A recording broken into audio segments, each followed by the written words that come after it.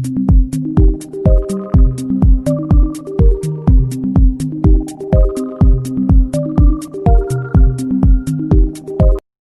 Morning students. जो students master cadre की तैयारी कर रहे हैं या फिर एमएससी एंट्रेंस की तैयारी कर रहे हैं, सीएसए नेट की प्रिपरेशन कर रहे हैं, उनके लिए आज की वीडियो बहुत ही यूज़फुल होने वाली है, क्योंकि आज की वीडियो में हम ये ट्रिक सीखेंगे कि क्वेश्चन को देखकर ही हमें कैसे पता चले कि ये वेक्टर स्पेस है या नहीं है।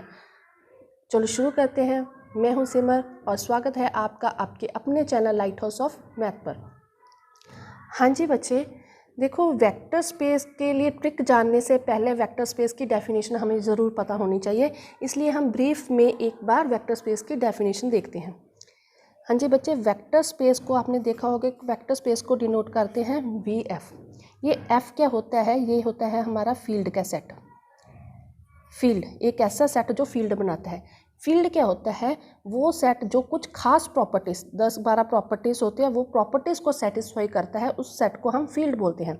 लेकिन हमें यहाँ पर वो प्रॉपर्टीज़ चेक नहीं करनी है, वो उनको डिस्कस नहीं करना, क्योंकि हमें उसकी ज़रूरत नहीं है।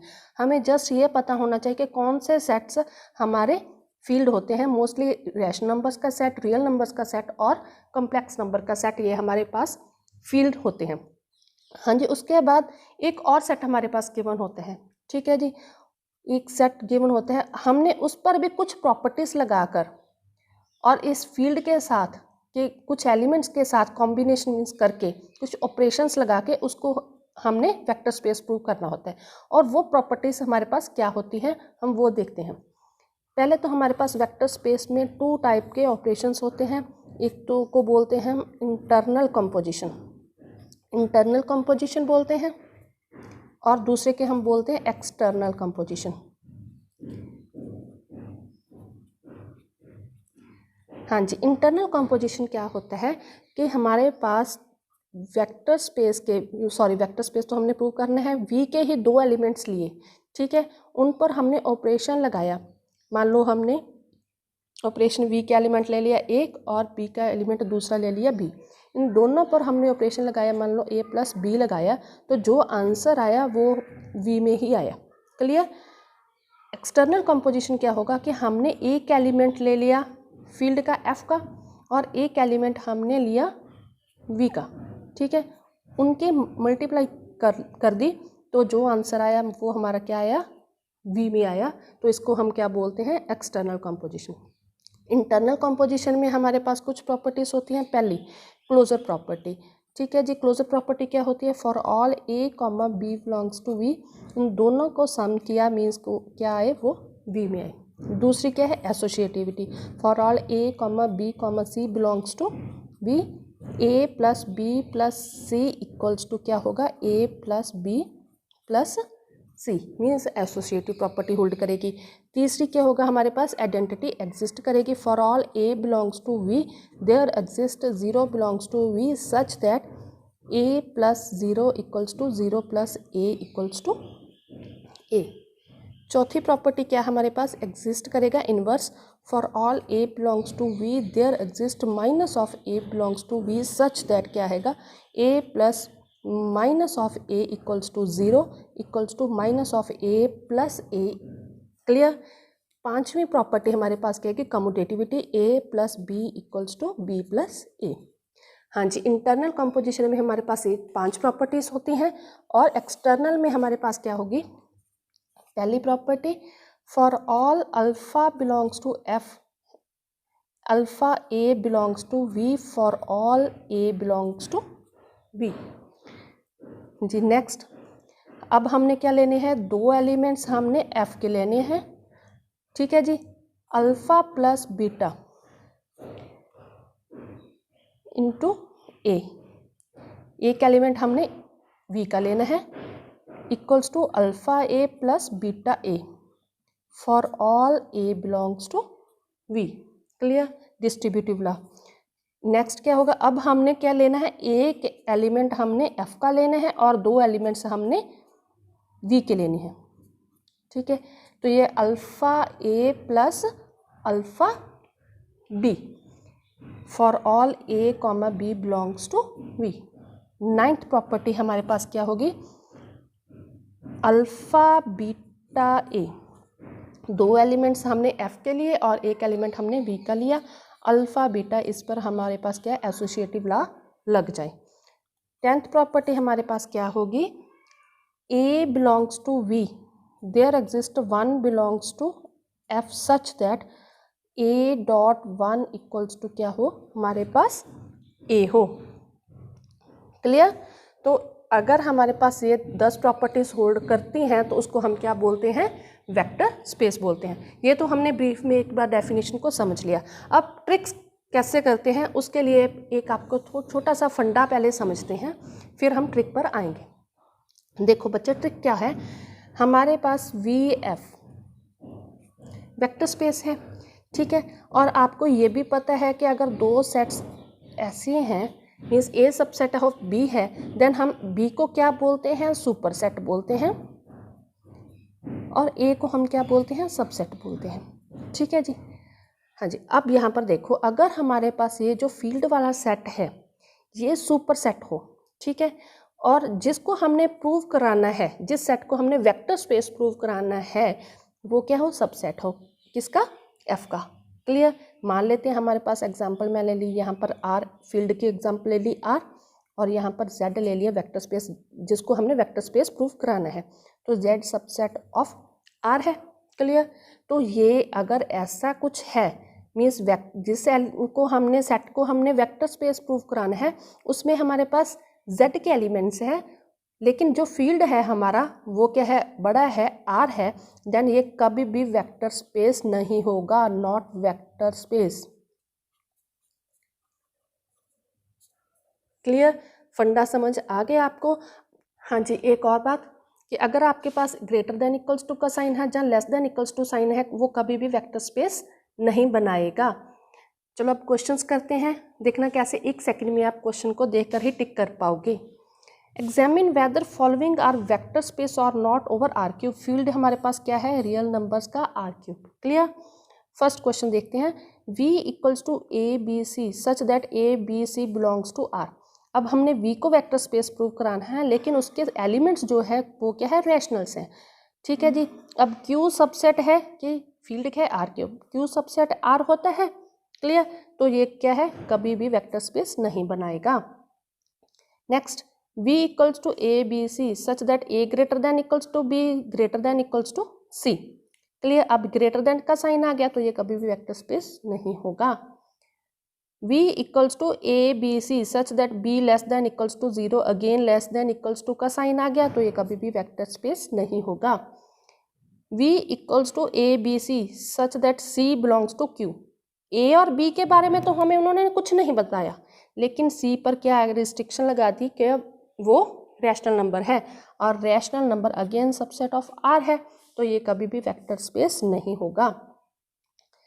If V equals to ABC such that A और B क्या है, इंटीजर्स हैं, और C पर कोई रिस्ट्रिक्शन नहीं है, Z क्या अगेन क्या है, सबसेट ऑफ R है, तो ये क्या है, ये हमारे पास वेक्टर स्पेस नहीं होगा। V equals to ABC, A greater than equals to 0, B greater than equals to 0 and C greater than equals to 0, greater than के साइन आ गए तो ये भी कभी वेक्टर स्पेस नहीं होगा। V equals to ABC such that ABC belongs to R, और R तो क्या है, इक्वल्स टू R है, तो ये क्या है, हमारे पास वेक्टर स्पेस बनाएगा। और आगे हम कुछ रिजल्ट्स करते हैं, उससे हमारे ट्रिक्स बनेंगे कुछ। R equals to set of all real number is a vector space over R। Clear.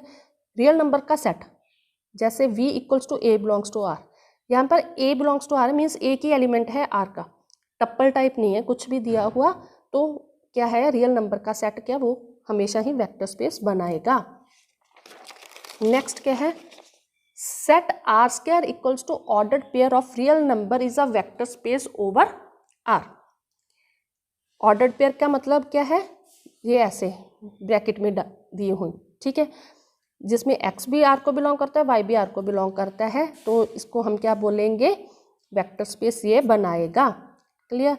जैसे नेक्स्ट एग्जांपल है, v equals to x comma 1/2x, ये क्या है, 2 टप्पल में दिया हुआ है, R स्क्वायर के एलिमेंट्स इस तरह के होते हैं, तो यहाँ पर x क्या है, बिलोंग करता है रियल नंबर को, तो ये क्या है, वेक्टर स्पेस बनाएगा। हमने आर का कर लिया, आर स्क्वायर का कर लिया, आर क्यूब का देख लिया, और जनरलाइज करें आर एन का, ठीक है। This set R n of all ordered n tuples of real numbers is a vector space over R. कैसे? v equals to n tuples हैं, x1 x2 xn, और यहाँ पर ये सारे x1 x2 xn क्या है? रियल नंबर्स हैं, तो ये क्या होगा? हमारे पास वेक्टर स्पेस बनाएगा। Clear? This set Pn of all polynomials of degree less than equals to n, ये बात समझने वाली है, इंपॉर्टेंट है। वो सारे पॉलिनोमियल्स जिनकी degree less than equals to n है, उनको हम पहली बात तो ये डिनोट करेंगे Pn से। क्लियर? और degree less than equals to n के लिए दूसरा वर्ड वो क्या यूज कर सकते हैं? Of degree at most n। Clear? तो ये अगर ऐसे पॉलिनोमियल्स है जिनकी degree less than equals to n है, या फिर बोल देंगे डिग्री एट मोस्ट n है, तो वो क्या हमेशा ही वेक्टर स्पेस बनाएगा। जैसे P3 fx such that degree of fx less than equals to 3, तो ये हमेशा ही वेक्टर स्पेस बनाएगा। क्लियर? लेकिन अब आ गया ट्विस्ट। यहाँ पर ट्विस्ट है if degree equals to n, अगर हमारे पास स्ट्रिक्ट कर दिया कि डिग्री इक्वल्स टू n है, यहाँ पर लेस देन का साइन नहीं है, तो ये कभी भी वेक्टर स्पेस नहीं बनाएगा। अब आप कंफ्यूज मत होना कि यहाँ पर भी तो इक्वल्स टू का साइन था, तो ये यहाँ पर वेक्टर स्पेस कैसे बना दिया? यहाँ पर नहीं बनाएगा। देखो बच्चे, समझने वाली बात है। ऊपर वाले सेट में वो सारे एलिमेंट्स कैसे हैं? Degree less than equals to 3 लिखा है ना, तो यहाँ पर x cube means x square plus x plus 1, ये वाले भी एलिमेंट्स भी हैं, और एक्स स्क्वायर वाले भी हैं, ठीक है जी, और सिंपली एक्स वाले भी हैं, और 0 वाले भी हैं। यहाँ पर ये सारे टाइप के एलिमेंट्स आ रहे हैं, लेकिन जिसकी डिग्री सिर्फ इक्वल्स टू n है, मीन्स डिग्री इक्वल्स टू 3 ले लेते हैं, तो इसमें क्या कौन से एलिमेंट्स होंगे? सिर्फ और सिर्फ जिनकी डिग्री क्या है? 3 है। क्लियर? इसमें इस टाइप के ही होंगे, और इसमें क्या होंगे? ये सारे के सारे डिग्री 3 और उससे लेस वाले, तो ये वेक्टर स्पेस बना देगा। लेकिन ये यहाँ पर क्या है? ये वेक्टर स्पेस नहीं बनाएगा। Example v equals to f x, degree of f x equals to 4 है, तो ये वेक्टर स्पेस नहीं होगा। Next, this set P of all polynomials with real coefficient is a vector space over R। हाँ जी, ये polynomials का set कैसा है? यहाँ पर डिग्री की रिस्ट्रिक्शन कोई भी नहीं है। यहाँ पर डिग्री 0 से लेकर कहाँ तक हो सकती है? इन्फिनिटी तक, मीन्स यहाँ इसमें सारे इनफाइनाइट नंबर ऑफ पॉलिनोमियल्स आएंगे। क्लियर? तो ऐसा सेट हमारे पास, उसको डिनोट करेंगे P से, तो वो क्या होगा? हमारे पास वेक्टर स्पेस बनाएगा। Clear? Next, set M cross n, ठीक है जी, of all M cross n matrices with real entries is a vector space over R। सारी मैट्रिसेस का सेट जिसमें हमारे पास क्या होगी? रियल एंट्रीज होगी, वो वेक्टर स्पेस बनाएगा। जैसे M2 क्रॉस 2 की मैंने मैट्रिक्स ले ली। क्लियर? उसमें सारे एलिमेंट्स हमारे पास रियल हैं, तो ये क्या होगा? हमारे पास वेक्टर स्पेस बनाएगा। लेकिन आगे आ गया ट्विस्ट। अब ट्विस्ट समझते हैं कि क्या है हमारे पास। जैसे हमारे पास ये है, देखो यहाँ पर रियल एंट्रीज तो है, 0 भी रियल है, 1 भी है, ठीक है जी, लेकिन इसको उन्होंने क्या कर दिया है? फिक्स कर दिया। 1 को फिक्स कर दिया, 1 को फिक्स कर दिया, ठीक है। और नेक्स्ट में देखो, ये भी यहाँ पर भी रियल एंट्रीज है, 1 भी रियल है, लेकिन 1 को उन्होंने फिक्स कर दिया, ठीक है। तो ये ऐसा क्या है? ये वेक्टर स्पेस अब नहीं बनाएगा। क्यों नहीं बनाएगा? देखो कैसे। अब मैंने फर्स्ट ले लिया, ठीक है। फर्स्ट सेट में हमारे पास वैसे ही एलिमेंट्स है जो आइडेंटिटी एलिमेंट्स है, तो मैंने 2 आइडेंटिटी एलिमेंट्स लिए, इनको ऐड किया, तो मेरे पास क्या आ गया? ठीक है, ये तो आइडेंटिटी एलिमेंट नहीं है, ये आइडेंटिटी एलिमेंट नहीं है, तो यहाँ पर क्या होगी? क्लोजर प्रॉपर्टी होल्ड नहीं करेगी अंडर एडिशन, तो ये क्या वेक्टर स्पेस नहीं बनाएगा? हमारे फर्स्ट प्रॉपर्टी होल्ड नहीं कर रही है यहाँ पर। सिमिलरली यहाँ पर देखो, मैंने इस टाइप के सेट के 2 एलिमेंट्स ले लिए, A B C 1, ठीक है। दूसरे टाइप के एलिमेंट ले लिए मैंने P Q R और 1, यहाँ पर फिक्स कर दिया 1, ठीक है।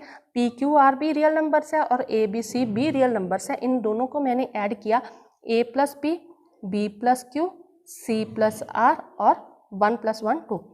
अब A प्लस P भी रियल है, B प्लस Q भी रियल है, C प्लस R भी रियल है। यहाँ पर तो रियल नंबर्स आ गए, लेकिन यहाँ पर आना चाहिए था 1, आ गया 2। तो अब ये क्या हो गया? हमारे पास अगेन क्लोजर प्रॉपर्टी होल्ड नहीं कर रही, तो ये वेक्टर स्पेस नहीं बनाएगा। Next, CKR set of all continuous functions whose k times derivative exist on the number line is a vector space over R. अब यहाँ पर C क्या है, कॉन्टिन्यूस फंक्शंस है, ये कॉम्प्लेक्स नहीं है, ठीक है। अगर कॉन्टिन्यूस फंक्शंस है और उनके k टाइम्स डेरिवेटिव एग्जिस्ट करते हैं ओवर द नंबर लाइन, तो वो क्या होगा, हमारे पास वेक्टर स्पेस ओवर R होगा। जैसे example first, C1R fx such that fx equals to x square for all x belongs to R।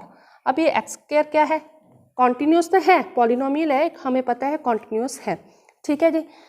और इसका डेरिवेटिव, वन टाइम डेरिवेटिव देखो क्या है, 2x भी एग्जिस्ट करता है, तो ये क्या हो जाएगा, हमारे पास वेक्टर स्पेस बनाएगा, ठीक है। अब नेक्स्ट को देखो, CR fx equals to mod of x for all x belongs to R। अब आपको पता है कि ये मॉड ऑफ x क्या होता है, ये कॉन्टिन्यूस तो होता है लेकिन ये डेरिवेटिव इसका एग्जिस्ट नहीं करता, ये डिफरेंशिएबल नहीं होता, ठीक है जी। तो ये क्या होगा, हमारे पास वेक्टर स्पेस नहीं बनाएगा, clear. Next, this set CK over closed interval AB of all continuous functions defined on interval closed interval AB whose k times derivative exist is a vector space over R। ये बिल्कुल same पहले जैसा ही है, वहाँ पर हमारे पास over R था, यहाँ पर इंटरवल दे दिया, ठीक है। तो ये क्या होगा, अगेन वो ये कॉन्टिन्यूस फंक्शन जो होंगे वो वेक्टर स्पेस बनाएंगे प्रोवाइड उसके k टाइम्स डेरिवेटिव एग्जिस्ट करते हों। एग्जाम्पल ले लेते हैं, एग्जाम्पल ले लिया हमने साइन एक्स। अब साइन एक्स तो हमें पता है कि ये सब जगह पूरी रियल लाइन पर क्या होता है, कॉन्टिन्यूस होता है, और हमें इसका पता डेरिवेटिव भी एग्जिस्ट करता है। क्या डेरिवेटिव होगा इसका, साइन एक्स का कॉस एक्स, ठीक है। तो ये क्या होगा, हमारे पास ऐसे फंक्शंस भी क्या हमारे वेक्टर स्पेस बनाएंगे। होप सो स्टूडेंट्स आपको ये वीडियो पसंद आई होगी और आपके लिए बहुत हेल्पफुल भी होगी। अगर आप ऐसे ही सबस्पेस को चेक करने के शॉर्टकट्स ट्रिक्स जानना चाहते हैं तो आप मेरी नेक्स्ट वीडियो को ज़रूर देखना, और उसके लिए आपको क्या करना पड़ेगा, आपको चैनल को सब्सक्राइब करना पड़ेगा और उसके साथ ही दिए हुए बेल आइकन को प्रेस करना पड़ेगा ताकि आपको नेक्स्ट वीडियो की नोटिफिकेशन मिल सके। Thank you.